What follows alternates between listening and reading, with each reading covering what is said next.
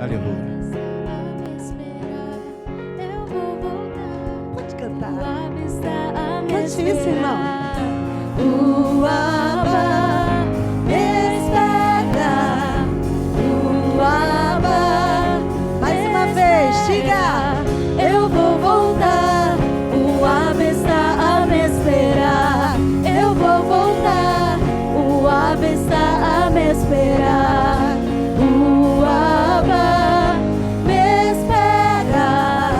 O Abba me espera. Papai espera você. Aleluia. Glória a Jesus.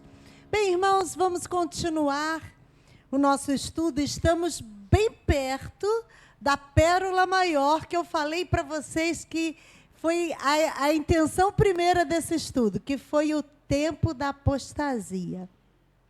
E a apostasia vai começar lá no finalzinho do capítulo 16 de 1 Reis. Mas, enquanto é isso, nós vamos estudando o que está acontecendo e o Senhor tem falado bastante no meu coração. Não sei se no seu coração também, mas o Senhor tem falado muito comigo. E eu peço a você que abra a sua Bíblia no primeiro livro dos Reis. Aleluia. Vamos abrir no capítulo 15. Antes de você projetar o texto, projeta a transparência, por favor, o slide 40. Vamos nos situar, que nós fizemos um resumo. Na terça passada, vimos um vídeo fazendo um resumo da divisão dos dois reinos, ok? Então, agora, a nossa planilha de estudo, a nossa orientação para o estudo que começa hoje, para essa parte, está aqui. A gente vai ver a casa de Davi em Jerusalém e, acompanhando isso, nós vamos ver o reinado de Abias e o reinado de Asa. E Asa, você sabe, você conhece, Asa fez uma reforma religiosa, mas também ele teve muitas batalhas no reino dele. Depois a gente vai ver também Ben-Hadad lá de Damasco e o final do reinado de Asa. Vão ser esses os primeiros itens que nós vamos estar estudando hoje. E agora, vamos ler num texto que vai nos introduzir a esse assunto, porque antes de começar, de retornar para o Reino Norte, o historiador deu prosseguimento ao que estava acontecendo no Reino do Sul. Lembra do Reino Norte? O Reino do Norte é chamado... Vamos lá. O Reino do Norte é chamado... Isso. E o Reino do Sul é chamado... De novo, o Reino do Sul é chamado... Isso. Então, nós estamos agora vamos tratar do Reino Norte, mas ele deu uma paradinha, uma pausa. Lembra que eu falei que esse historiador, ele fez um compilado muito importante, histórico, que ele tratou dos dois reinos, na sequência dos fatos. Mas, quando os fatos se entrelaçavam no período do reinado, ele... dava uma pausa em um e ia para o outro. Então, vamos lá. Ele vai falar agora do reinado de Abias. Porque antes de Abias, quem era? Fala, Tanto faz, é Roboão, Jeroboão. Aí você erra, você fala, não, né? Então, em Jerusalém era Roboão. Diga, Roboão. Então, em Jerusalém era Roboão. Então, vamos ler os 6 primeiros versículos do capítulo 15. E no 18º ano do rei Jeroboão, que era no norte, filho de Nebate, Abias começou a reinar sobre Judá, reino do sul. E 3 anos reinou em Jerusalém, e era o nome de sua mãe Maaca, filha de Absalão. e andou em todos os pecados que seu pai tinha cometido antes dele. E seu coração não foi perfeito para com o Senhor seu Deus, como o coração de Davi, seu pai. Mas por amor de Davi, o Senhor lhe deu uma lâmpada em Jerusalém, levantando seu filho depois dele e confirmando Jerusalém, porquanto Davi tinha feito o que era reto aos olhos do Senhor e não se tinha desviado de tudo o que lhe ordenara em todos os dias da sua vida, senão só no caso de Urias, o heteu. E houve guerra entre Roboão e Jeroboão todos os dias da sua vida. Mas, pastora, você acabou de falar que ele era filho de Roboão, e o texto diz que ele era filho de Davi. Irmãos, era comum falar do primeiro da linhagem. Então, Davi, que foi filho de, teve o filho Salomão, que reinou, e Roboão reinou, mas era comum fazer a referência do primeiro da linhagem e dizer que era o pai. Então, nosso pai, Abraão. Só que o meu pai é José Gomes. Mas eu digo que na minha linhagem espiritual, o nosso pai é Abraão. Aqui ele está falando de Davi como pai, mas está falando de uma descendência da qual ele fazia parte. Ok? Pergunta para o irmão do teu lado, entendeu? Agora responde para mim, se ele não entendeu, faz assim, ó. Entendeu, não? Quer que repita? Quem quer que repita, diga eu. Então, vamos lá, vou repetir. A gente falou que Roboão era filho de Salomão. Mas o texto que a gente acabou de ler diz que, deixa eu ver qual é o versículo. Aqui, versículo 3. E andou em todos os pecados que seu pai tinha cometido antes dele. Aí está falando de Roboão. E seu coração não foi perfeito para com o Senhor seu Deus, como foi o coração de Davi, seu pai. Se Roboão é o pai, por que ele está dizendo que Davi é seu pai? Era costume falar do primeiro daquela geração como pai da geração. Por exemplo, Abraão foi pai de quem? Isaac, que foi pai de Jacó. Então, o pastor gosta muito de falar isso. É o Deus de Abraão, de Isaac e de Jacó. Aí diz assim, mas fala para o filho de Isaac, que é Jacó. Mas o seu pai, Abraão, mas Abraão era o avô. Está falando do primeiro da linhagem. Aí eles chamam de pai, como uma honra, como uma referência. Certo? Jesus é filho de Davi. Lembra? Jesus, filho de Davi, tem misericórdia de mim. Mas o nome do pai de Jesus era José.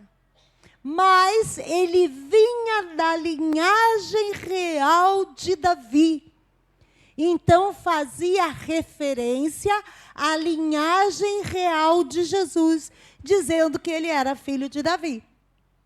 Agora pergunta para quem não entendeu. Você entendeu agora? Entendeu?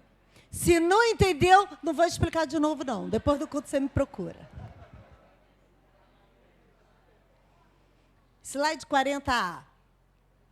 Abias, ou Abijão, ou Abião, depende da tradução que você tem. Ele, então, foi neto de Salomão e foi o sucessor de Roboão no reino do sul. Muito bem, embaixo é sul, em cima é norte. Ele reinou apenas 3 anos. E durante esse período, se caracterizou a permanência da idolatria, tal qual o seu pai Roboão. Olha o perigo, irmãos, dos exemplos que a gente passa para os nossos filhos. Salomão esteve firme com o Senhor, principalmente no primeiro período do seu reinado. Seu filho Roboão se desviou, fez tudo que era mal aos olhos do Senhor. E agora, Abias, filho de Roboão, repete os passos do pai. Então, a gente precisa ter cuidado com os exemplos que a gente passa para os nossos filhos. Aí a gente diz, não, mas meu pai era assim, meu avô foi assim, e aí acaba o outro sendo assim. Não pode ser assim. Nós temos a autoridade e a permissão de Deus para interromper na nossa geração tudo que é ruim. Porque não há encantamento sobre nossa casa. Satanás não tem autoridade sobre a vida daqueles que estão debaixo das mãos de Deus. Então não tem que passar adiante o que é ruim. Ah, meu pai foi alcoólatra, então eu tenho problema de alcoolismo. Não. Isso é questão de comportamento, de atitude. Decida mudar, porque Deus lhe dá essa capacidade. Então, cuidado com os exemplos errôneos que passa para o seu filho. Mas vamos falar aqui. Ele usa Davi nesse texto como exemplo de um homem de coração perfeito. Ele fala que Davi tinha um coração perfeito e contrapõe, mas Abias não foi perfeito para com o Senhor. A gente pode ser perfeito com o Senhor? Aí você fica assim, sim ou não, sim ou não. Pode. Se a Bíblia diz que pode, a Bíblia te chama de santo. Olha isso, Ney. A Bíblia te chama de santo. Quem é que é santo? Diga eu. Oxi. Tem gente corajosa nessa igreja. Mas não é difícil, irmão, responder uma coisa dessa? É ou não é? Perfeito, santo, opa, peraí, vou pensar muito bem. Por que Davi teve o coração perfeito para com o Senhor? Davi errou, sim ou não? Ele cometeu adultério. Ele fez uma contagem do povo sem autorização de Deus. Porque, irmãos, tudo que se faz em relação ao povo precisa da autorização de Deus. Por quê? Porque o povo é de Deus. Então, mesmo que a gente ache que seja legal a gente fazer alguma coisa, a gente precisa pedir a autorização de Deus. E Davi não fez, e houve um castigo, nós já estudamos sobre isso. Mas ele fala de Davi para quê? Para comparar com o coração de Abias.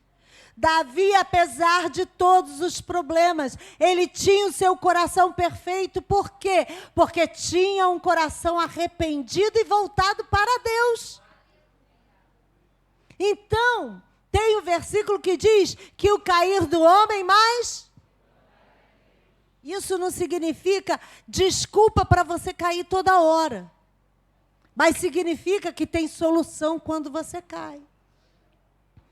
E para ter um coração perfeito diante de Deus, precisa reconhecer o pecado, como Davi fez, que reconheceu o seu pecado com Batseba, e precisa se colocar à disposição de Deus para ele trabalhar, para ele tratar. Aí não é mole, não. Porque quando Deus coloca a mão para amassar a massa, ele amassa de verdade. Mas, no final, o resultado é bênção pura. Aleluia. Esse capítulo 15 vai falar dos erros cometidos por Abias. Vai falar dos pecados. Agora, é interessante quando a gente lê o texto paralelo lá em Crônicas, que Crônicas fala só das partes positivas do reinado de Abias. Mas nas atitudes dele aqui em 1 Reis, a gente vê que Abias foi um rei mau, porque fez o que era mal aos olhos do Senhor. Mas o escritor de Crônicas ressalta o que é bom. Por quê? Porque ele ressalta a promessa de Deus no pacto firmado com Davi. E por causa desse pacto, o Senhor tem misericórdia. Então, irmãos, existe na sua vida uma promessa de proteção, de prosperidade, de alegria. Existe uma promessa. E mesmo quando se erra, o Senhor não retira a bênção que já deu. Você que se afasta dela. Você que sai debaixo da mão.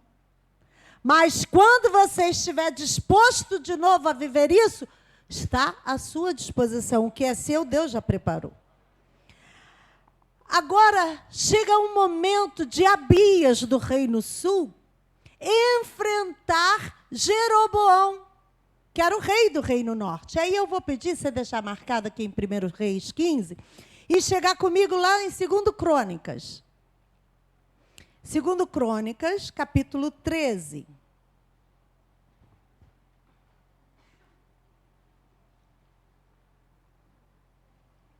Segundo Crônicas, capítulo 13.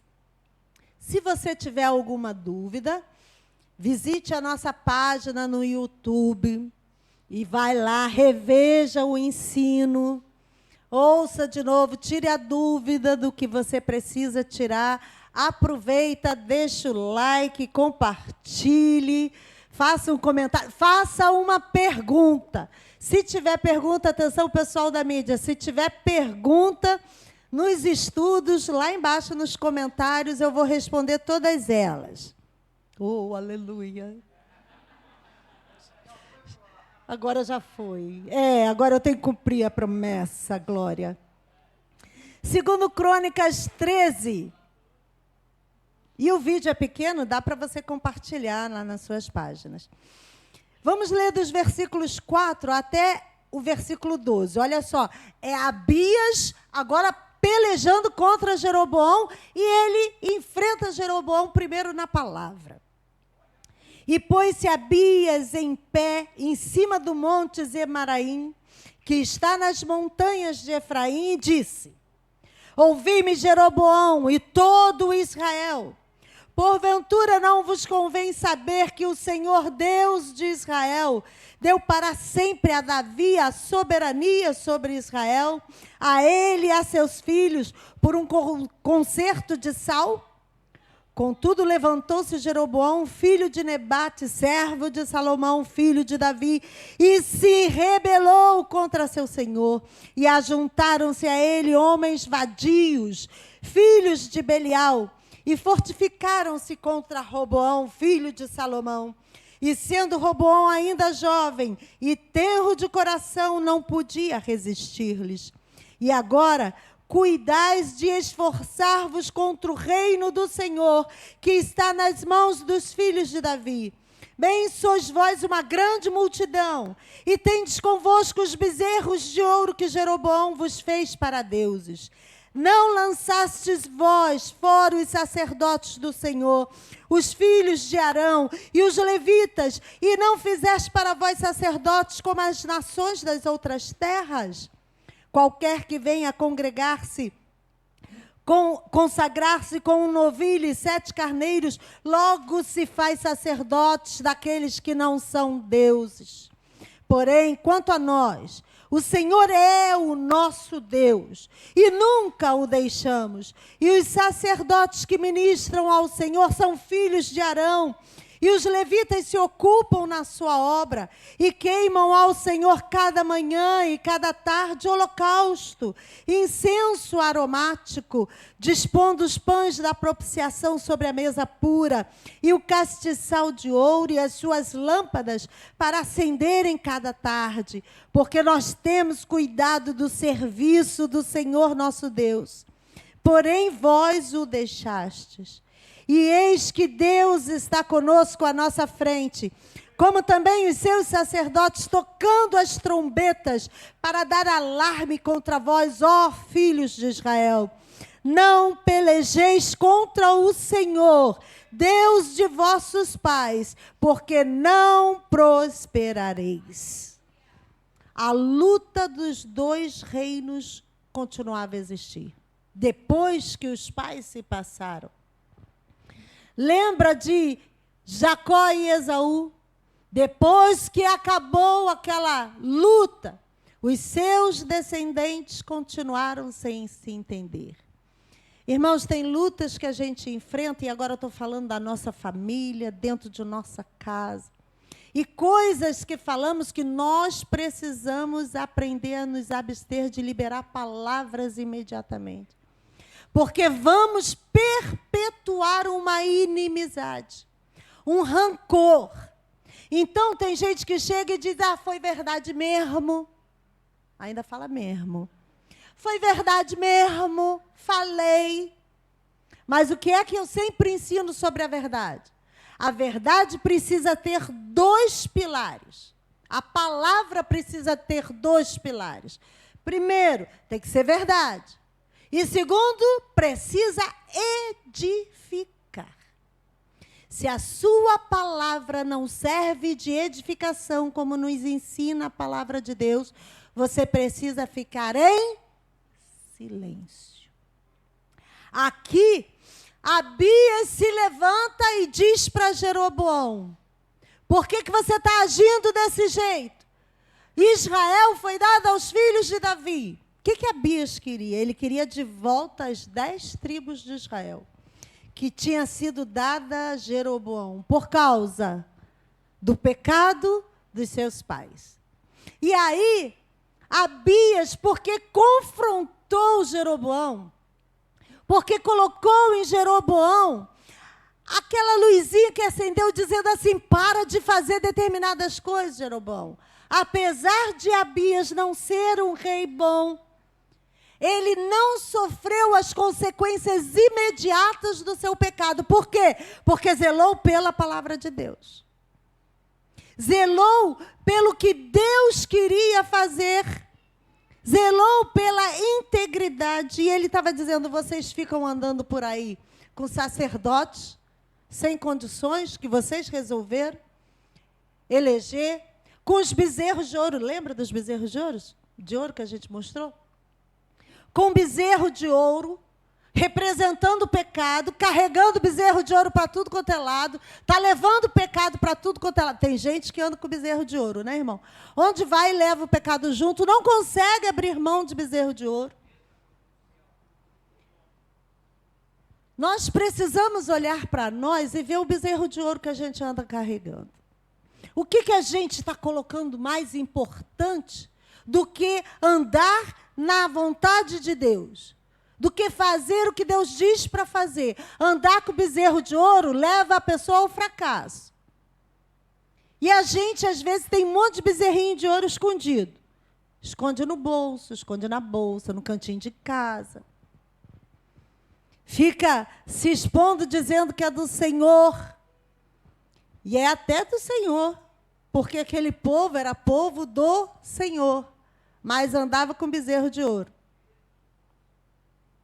Abias estava criticando os baixos padrões que Jeroboão adotou para o culto ao Senhor, para nomear sacerdotes, porque não pode qualquer pessoa representar ao nosso Deus. Um Deus qualquer pode, mas um Deus todo-poderoso precisa ser representado com pessoas que se enquadrem no padrão dele. Olha para o teu irmão e diz assim, complicado agora. Por isso, irmãos, que para assumir algumas responsabilidades na igreja, tem gente que diz assim, por que não bota fulano? Fulano é tão bonzinho, por que não bota fulano? Por que não deixa fulano subir no altar para pregar? Porque, irmãos, quando a gente vai escolher alguém para exercer alguma função na igreja, além de ter que ter uma boa fluência, essas coisas que você sabe, a pessoa precisa ter primeiramente o caráter de Cristo. Tem que viver segundo a doutrina. Tem que ser dedicado à obra do Senhor.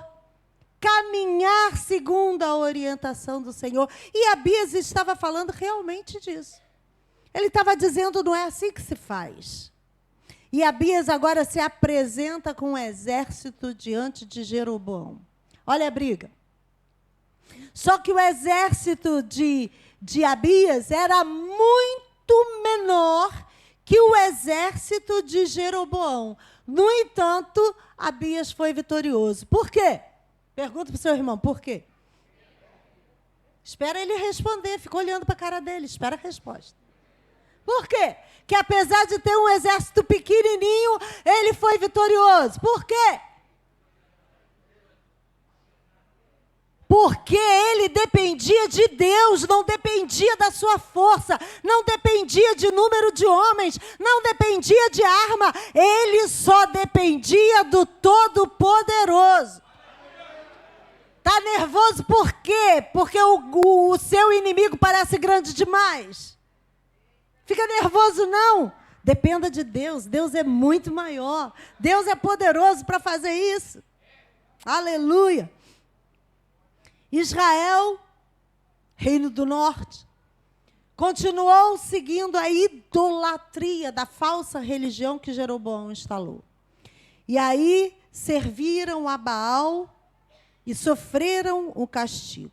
Judá tinha uma vantagem. Judá tinha o templo, os sacrifícios, os sacerdotes, os profetas. Todos esses estavam em Judá. E Judá teve muitos reis que eram bons. Parte de seu reinado foi bem, outros tiveram problemas também em parte de seu reinado. Mas toda vez que o rei idólatra governava Judá, o rei seguinte era um rei temente ao Senhor e fazia uma reforma religiosa. Por quê? Porque Deus não queria que apagasse do coração do povo o temor do Senhor. Toda vez que alguém comete uma idolatria, Deus levanta alguém para fazer uma reforma religiosa. Nós temos um pastor de reforma religiosa aqui, que não deixa a gente se acomodar com o que vai acontecendo, as circunstâncias que vão surgindo, e a gente vai ficando quietinho. Quando a gente pensa que acabou de inaugurar o templo, que vamos dar um descanso, aí surge em obras. Vamos para a rua, irmão. E aí sacode todo mundo, um bocado de gente fica, meu Deus, por que o pastor não sossega? Você não fala, mas você pensa. Ana? Por que esse pastor não se acalma? Por que a pastora não bota remedinho na comida dele para ele ficar tranquilo? Nunca.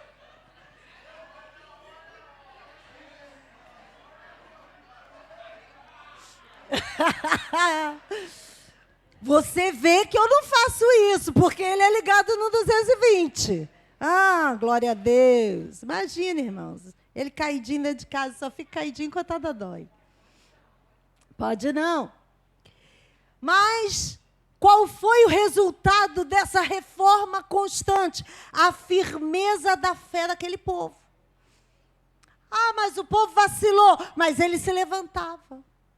Ah, o povo de vez em quando cometia idolatria, mas ele se arrependia. E Israel está firme até hoje, lá naquele lugar, todo mundo querendo tirar Israel de lá, todo mundo querendo destruir Israel, tomar a terra dele, e não consegue um pedacinho de terra desse tamanho, irmão. Pedacinho de terra desse tamanho. E quando você vê aquele mapa que eu mostro aqui para você, hoje não é nem tudo aquilo. Já tem um pedaço que já foi tirado. Mesmo assim, os povos querem. Os povos querem. Por quê? Porque é terra abençoada. Eles querem eliminar aquele povo. Porque foi povo escolhido por Deus. Aí um pastor virou para mim assim, não vou Israel em nada, eu, hein? Para quê? Para ficar vendo a igreja católica? Eu falei, não, para ver Deus. Depois que você pisa naquela terra, você entende uma porção de coisas. É uma terra monoteísta. É só Deus. Não aceitam Jesus Cristo, mas Deus está lá. Não é uma terra que tem 1 milhão de deuses, Exus e tudo mais. Não tem nada disso. É uma terra importante, é uma terra que Deus escolheu. É uma terra que está escrito na palavra para orar por Israel. É uma terra onde nasceu o meu Salvador. É uma terra onde o meu Redentor voltará e pisará primeiramente naquela terra. Aleluia. Mas aí, passou Abias e chega Asa. 1 Reis 15, volta em 1 Reis, por favor.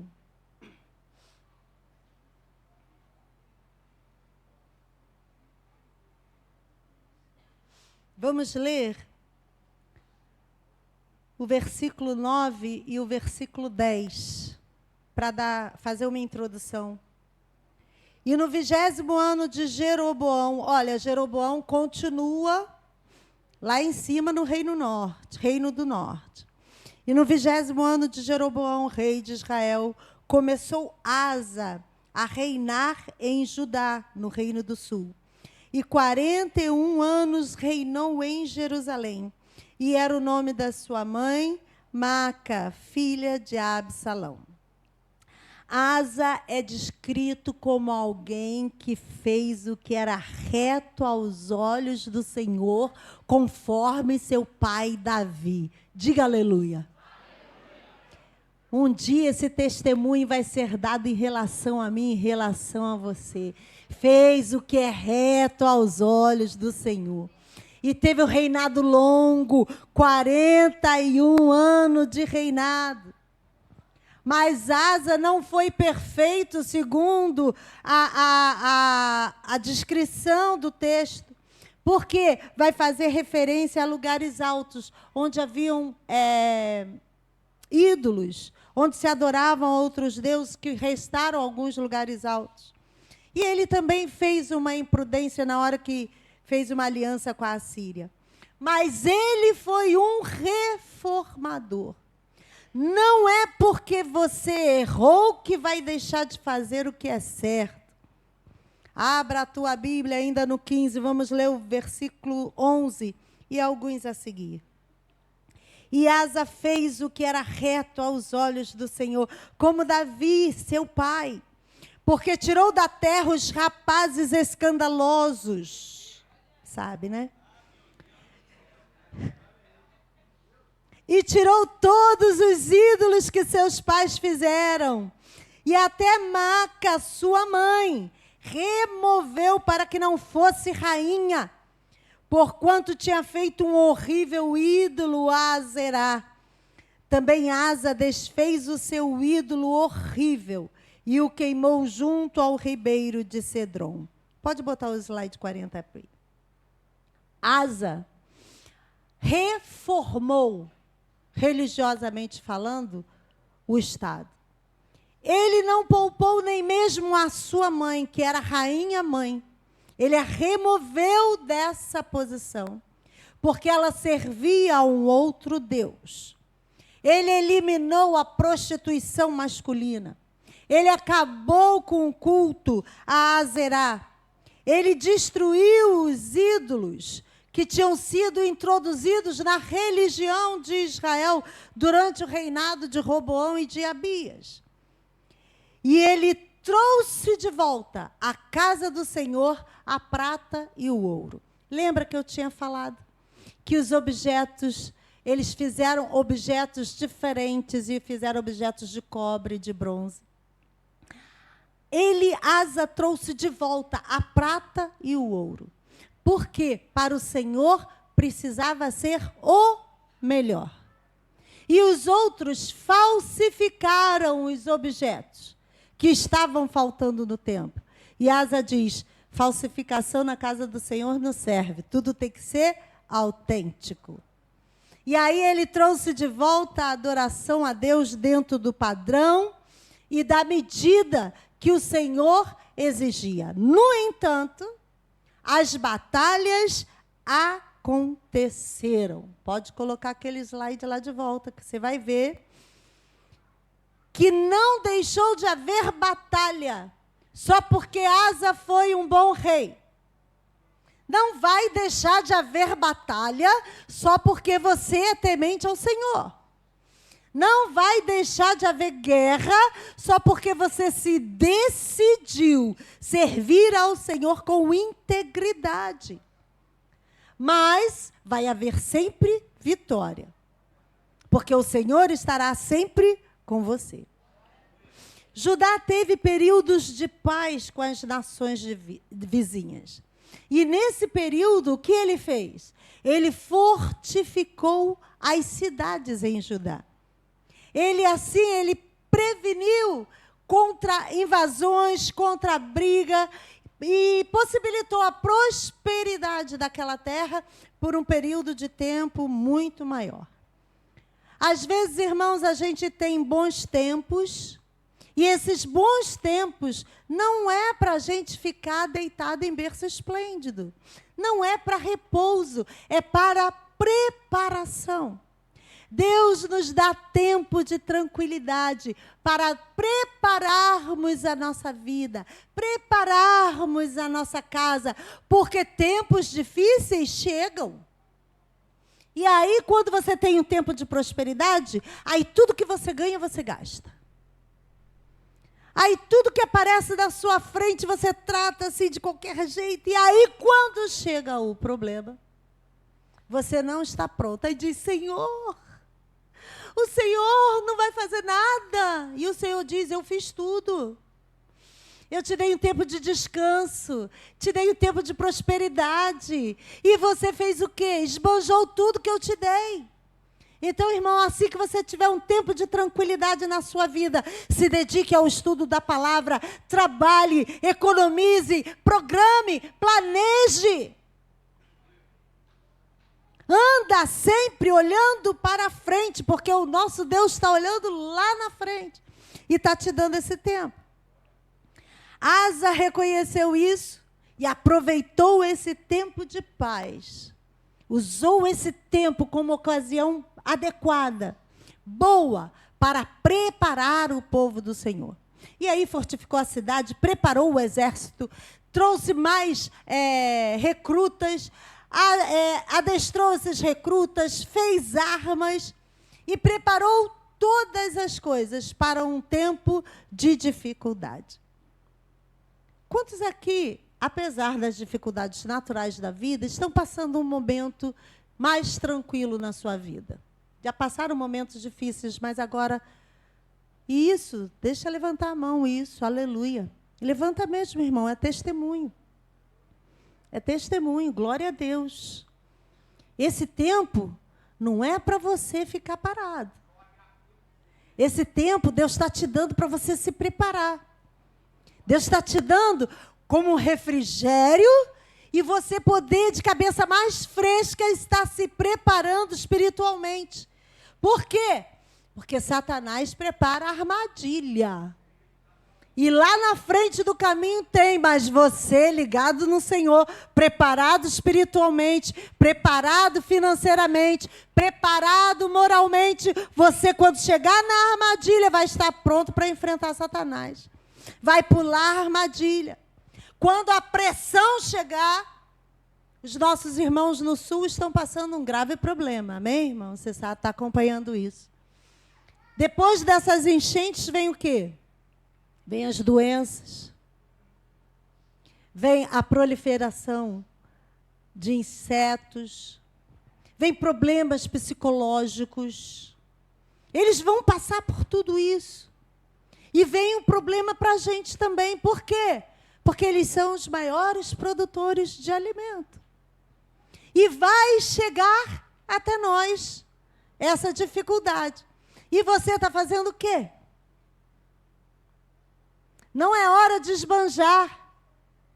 Ah, mas está tudo muito bom, está tudo muito bem. Então se prepare, porque quando o momento difícil chegar, você vai estar pronto. Diga para o seu irmão, se prepare.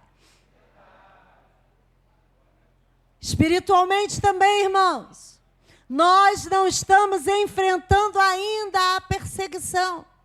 Então, enquanto a isso, vamos estudar a palavra, vamos entender a palavra, vamos guardar a palavra no coração, porque quando a pressão forte chegar, a gente vai estar de pé. Diga, eu estarei de pé. Aleluia. Vai em 2 Crônicas, capítulo 14.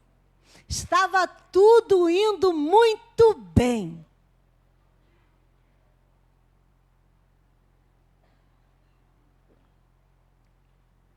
Vamos ler a partir do versículo 9. 2 Crônicas 14, 9. E Zerá, o etíope, saiu contra eles, com um exército de 1 milhão de homens e 300 carros, e chegou até Maresa. Então Asa saiu contra ele, e ordenaram a batalha no vale de Zefatá, junto a Maresa. E Asa clamou ao Senhor, seu Deus, e disse: Senhor, nada para ti é ajudar. Quero poderoso, quero de nenhuma força.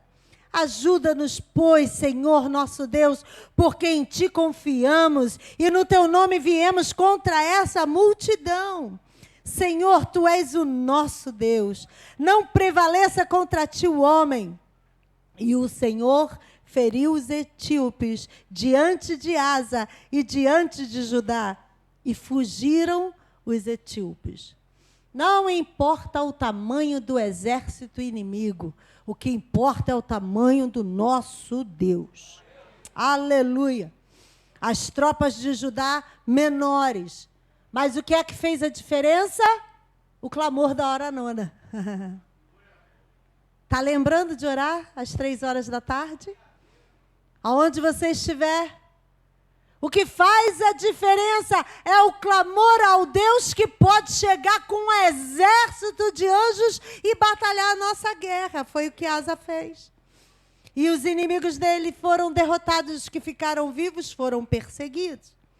Então, irmão, se você estiver enfrentando batalha, que você acha que não pode vencer, não desista. O segredo é clamar ao Senhor. Aleluia. Deixa tudo marcado. Chega em 2 Coríntios capítulo 12. Só para confirmar isso no nosso coração com a palavra.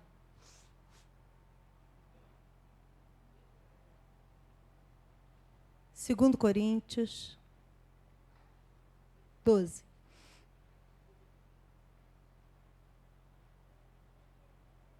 Vamos ler o versículo 9.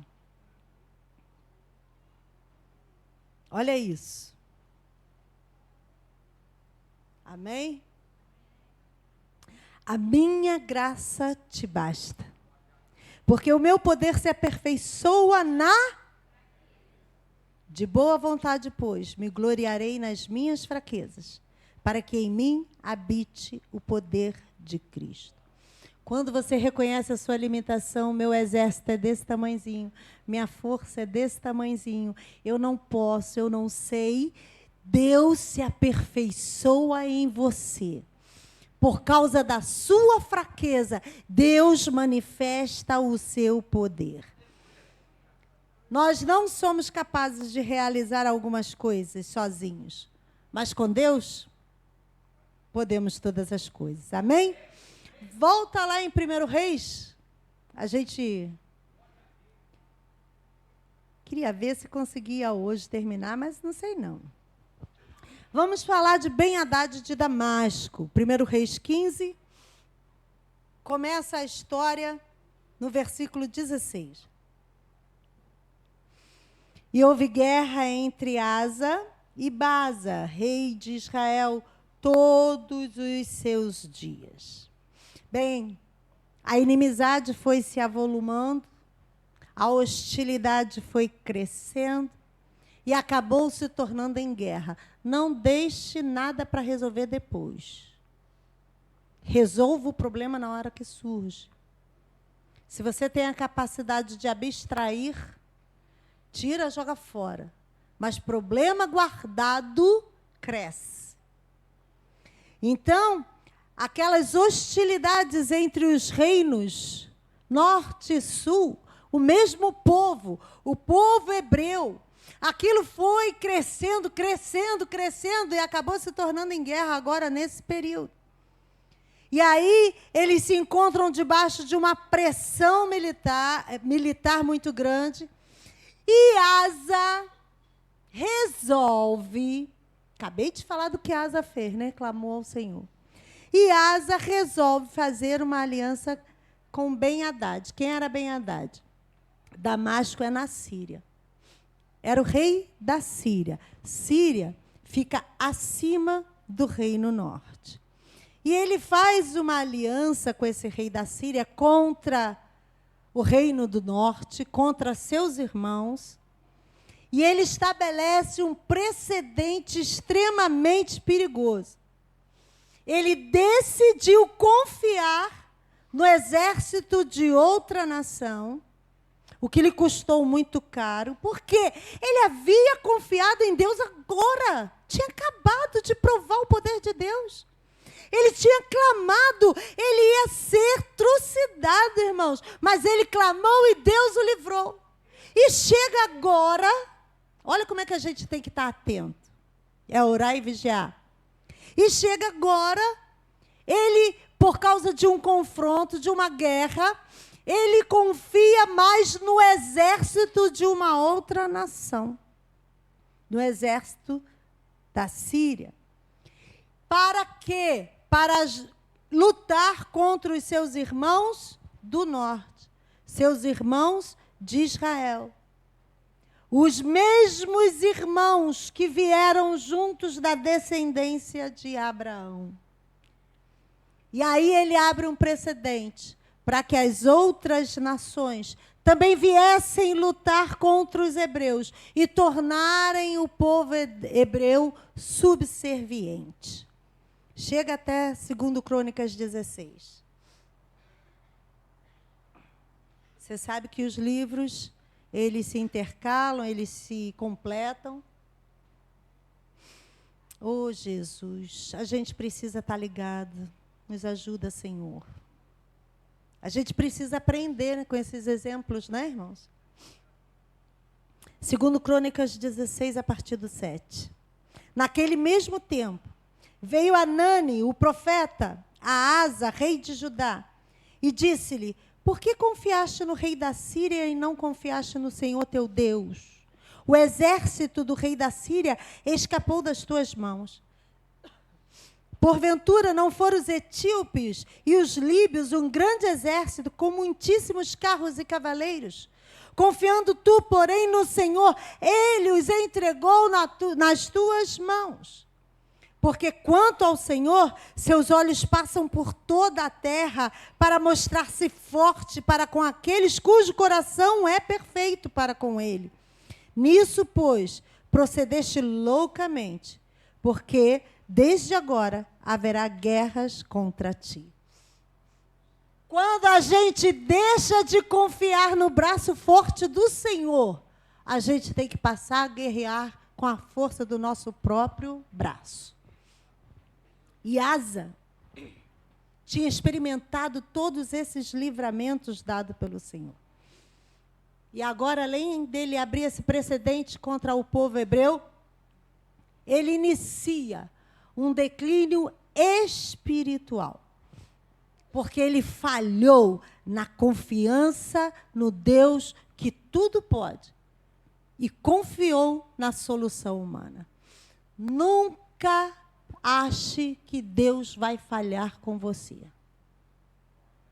Deus vai estar sempre pronto para cumprir a palavra dele. E por que Deus não faz? Não é problema de Deus, é seu. Se Deus prometeu, ele cumpre. Ele não muda. Ele mantém firme a palavra. Agora, quando Deus não faz, é porque você se desviou do que Deus queria que você fizesse. Da posição que Deus lhe havia dado. Foi o que aconteceu com Asa, um grande rei, um grande reformador, mas no momento desacreditou do poder de Deus. E achou que um exército humano poderia fazer o que só Deus faria. Não é errado confiar em recursos humanos. Não é errado você se preparar com recursos humanos, com a sua parte. O que é errado é achar que esse recurso humano vai fazer o que só Deus pode fazer. que Ele vai te garantir a vitória que só Deus pode garantir. Porque o que pode fazer o homem se Deus não estiver no negócio? Aleluia! Não exclua nunca Deus dos seus processos de solução. Está procurando solução? Espera Deus. Vou dar uma ajudinha ao Senhor. Não, se prepare, esteja pronto, mas aguarde o tocar da trombeta de Deus, porque ela vai tocar para você. E olha o final do reinado de Asa, versículo 24 do capítulo 15. E Asa dormiu com seus pais e foi sepultado com seus pais na cidade de Davi, seu pai. E Josafá, seu filho, reinou em seu lugar. E logo depois disso, começa a instabilidade do reino do norte. Aquele povo que estava lá em cima, que havia sido atacado pela Síria junto com Asa. Inicia-se naquele lugar, naquele reino, uma instabilidade. Pode colocar o slide 41? Só para a gente ver o que a gente vai estudar nesse período. O reinado de Nadab, a gente vai estar estudando isso, que é o próximo rei, que ele andou nos caminhos de seu pai. O que significa isso, dele andar no caminho de seus pais? Devido aos pecados de Jeroboão, houve uma consequência muito grande no reino do norte. E depois o reino de Baasa, que foi exaltado a partir do pó, e depois retornou ao pó. Essa vai ser a estrutura do nosso estudo a partir de agora. E a gente está perto de acabar hoje, então nós não vamos entrar no cerne, na motivação desse estudo, que é a apostasia, que começa com que rei? Lá no Reino Norte? Acabe. Lembra a tabelinha de reis? Tem aí a tabelinha de reis ainda? Dos reis, tanto norte quanto sul? Acabe foi considerado o pior rei. A gente vê no Reino Norte que fulano foi mal, o outro foi mal, o outro foi ruim, o outro foi muito ruim. Quando chega em Acabe, classifica Acabe como o pior rei. E aí a gente vai ver, irmão, se a gente acha que está ruim, a gente tem que ficar ligado, porque Satanás sempre tenta piorar as coisas. Sempre tenta. A função dele é matar, roubar, destruir, e é isso que ele faz, e faz com muita excelência, né? Então vamos lá, o reinado de Nadab. Conseguiu achar? Quando a chave faz sinal para mim? Foi? Aqui, a classificação. Lembra que eu mostrei isso para vocês?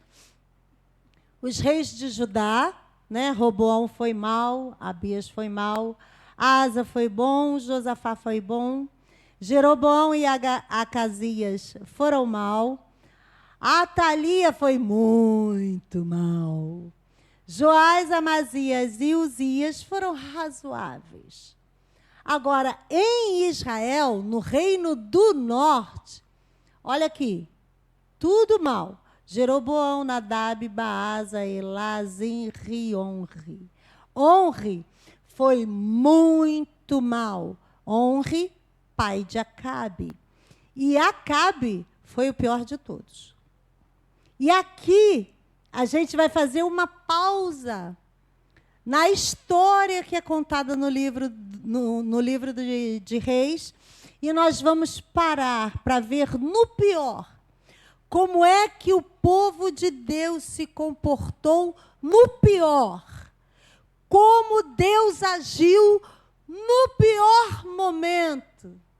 Como os reis governaram na hora que tudo ficou muito ruim. Pergunta para o seu irmão, como é que você age no pior momento da sua vida?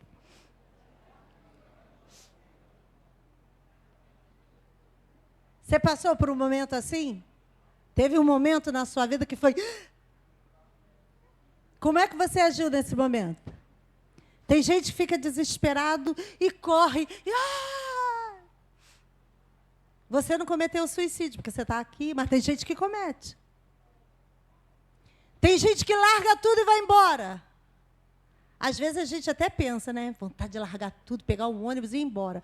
Chega na rodoviária e pergunta assim, qual é o ônibus que vai para mais longe?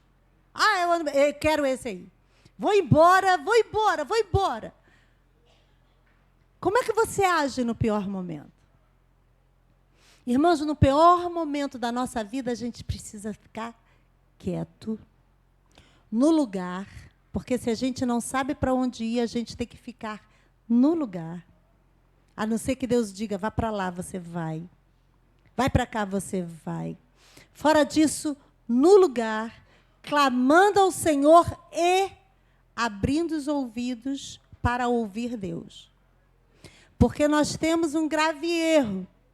Nós oramos e clamamos ao Senhor, às vezes, quem é intercessor, então, que consegue ficar ajoelhado 1 hora orando, sem parar, orando. Deus seja louvado na vida dos intercessores. Mas na hora que Deus vai começar a falar, a gente se levanta, obrigada a Deus, responde, tá? Manda um e-mail. A gente não tem paciência de meditar, de ouvir, de liberar ouvido, mente e coração para ouvir o Espírito Santo, para perceber o que o Espírito Santo está falando. A igreja tem enfrentado momentos difíceis, mas não é o pior. Ainda chegará o pior momento. No ruim mesmo, Jesus volta e leva a gente, glória. E a gente não está mais aqui, glória a Deus. Mas até lá, nós vamos enfrentar momentos muito difíceis. E precisamos aprender como nos comportar. No estudo passado que nós ministramos sobre a Igreja de Deus, foram mais de 6 meses, não sei nem quantos meses foram aquilo. Nós fomos aprendendo a como se comportar como igreja, porque estamos preocupados em como nos comportar individualmente. Mas nós somos membros uns dos outros e membro do corpo de Cristo Jesus. Precisamos aprender a nos comportar como corpo. Senão um pé vai para o lado e o outro quer ir para o outro. Não pode, tem que andar junto. E sabe por que a igreja se enfraqueceu? Porque os membros aprenderam que podiam ficar em casa, que eles eram a igreja do Senhor e que estava tudo bem. Não, nós só somos igreja quando estamos juntos assim, Igreja de Cristo Jesus. Sozinhos nós somos templo do Espírito Santo. Corpo de Cristo é quando está junto. Aí a gente está ligado, a gente é corpo. Agora, quer andar sozinho, quer ficar desligado do corpo? Vai ter um tempo de durabilidade, seu dedinho lá cortado, em cima da mesa. Mas depois vai apodrecer. Tem que estar ligado no corpo. E nós vamos aprender, no pior momento, como agir como igreja do Senhor. Então, o reinado de Nadab foi muito curto, coincidiu com o reinado de Asa, e diz o versículo 26 que Nadab andou no caminho de seu pai. Seguiu o exemplo de seu pai. Seguiu o padrão pecaminoso de seu pai. Ele está fazendo referência à falsa adoração que Jeroboão instalou. E está dizendo que Nadab fez a mesma coisa. Ele preferiu a adoração porque ele achou que aquela adoração ia manter o Reino Unido e isso era essencial à existência do reino. Ele estava preocupado que se houvesse uma reintegração das 12 tribos de Israel, que ele não teria lugar para reinar. Então é melhor sacrificar o povo. Porque no momento que eu conscientemente escolho a falsa adoração, eu afasto Deus do povo. Mas o povo vai ser castigado, sem problema, contanto que eu não perca o meu trono. Tem gente que está preocupado com o seu trono. E aí permite que o povo faça qualquer coisa. Ao invés dele interromper a adoração a falsa adoração, ele preferiu colapsar o reino com o castigo que Deus mandaria. Essa é uma decisão que muitas pessoas já tomaram, mas estão cientes de antemão que tomaram uma decisão errada. Para finalizar, nós vamos falar agora dos pecados de Jeroboão. 1 Reis 15, 27 e 28.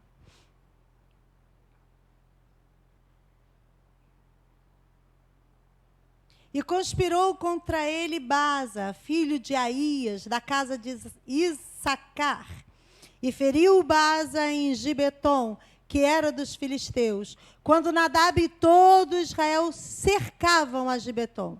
E matou Baasa no 3º ano do reinado de Asa, rei de Judá, e reinou em seu lugar. Baasa poderia ser, conjectura-se, que ele poderia ser um oficial do exército ou um alto funcionário do palácio. E ele vai e lidera contra Nadab, mata Nadab, porque tinha uma profecia dizendo que a família, a casa de Jeroboão seria exterminada. Olha agora os versículos 29 e 30. E sucedeu, pois, que reinando ele, feriu a toda a casa de Jeroboão. Nada de Jeroboão deixou que tivesse fôlego, até o destruir conforme a palavra do Senhor que dissera pelo ministério do seu servo Aías, o Silonita, por causa dos pecados de Jeroboão, o qual pecou e fez pecar a Israel, e por causa da provocação com que provocara ao Senhor, Deus de Israel. Todos os descendentes de Jeroboão foram mortos. Os piores pecadores são aqueles que levam o povo ao erro. Jesus Cristo fez uma referência a eles em Marcos 9:42, eu não vou ler para você, mas vou te dizer, que Jesus disse que era melhor que essas pessoas tivessem pedras amarradas ao pescoço e fossem lançadas no mar, que isso seria um sofrimento menor. Por quê? Os líderes têm a responsabilidade de ensinar o caminho certo, e ai daquele que levar o povo a se desviar do caminho do Senhor. O privilégio da liderança é ensinar a verdade, mesmo que ela doa. É corrigir, mesmo que isso vai deixar uma marca. Porque um dia vai ter que prestar conta ao Senhor. E ele não fez isso. Ele fez a opção de manter o reino e o seu trono. Irmãos, abra mão do seu orgulho. Abra mão. O orgulho precede a ruína. Provérbios.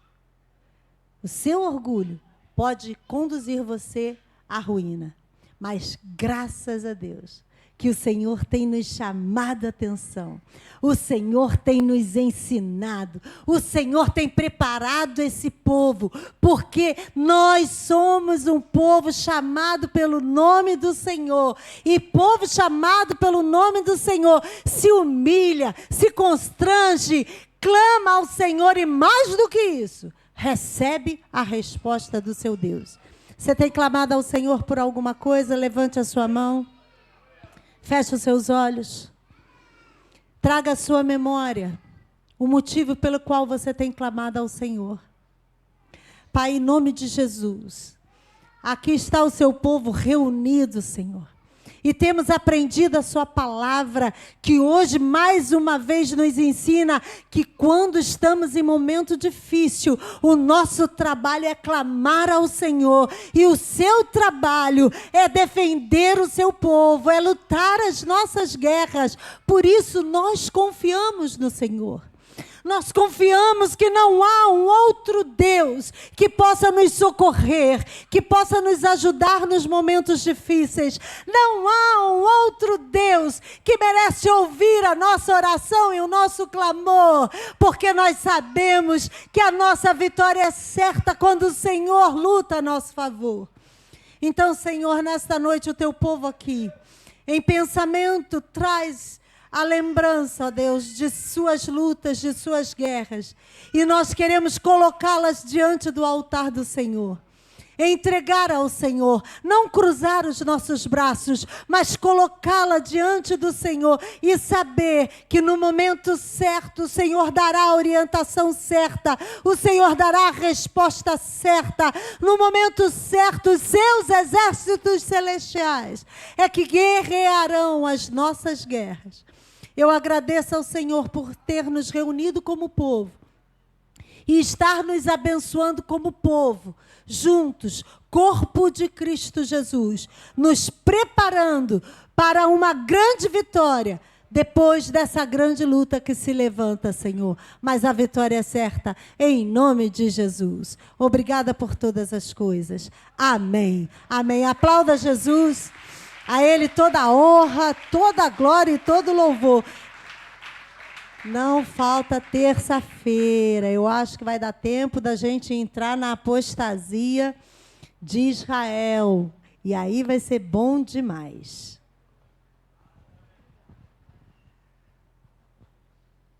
Amém. Que bênção, queridos.